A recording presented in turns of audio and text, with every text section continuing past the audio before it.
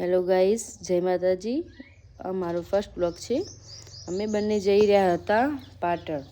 અમે બંને ઘરેથી નીકળી ગયા।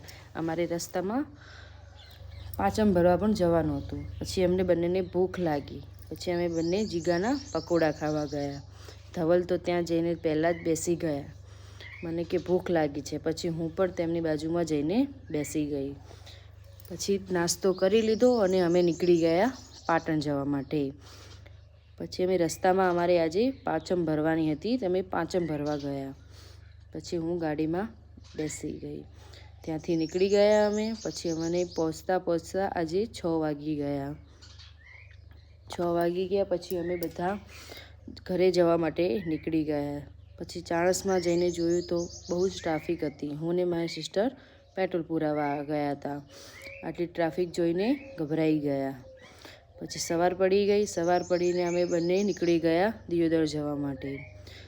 સવારમાં મારી સાસુ અને મારો દિયર પણ આવી ગયા હતા ભુજથી।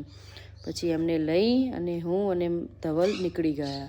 સિસ્ટર અને ભાઈને બાય બાય કહી દીધું। પછી હું પણ ગાડીમાં બેસી ગઈ। પછી અમે ચાણસમાંથી નીકળી ગયા।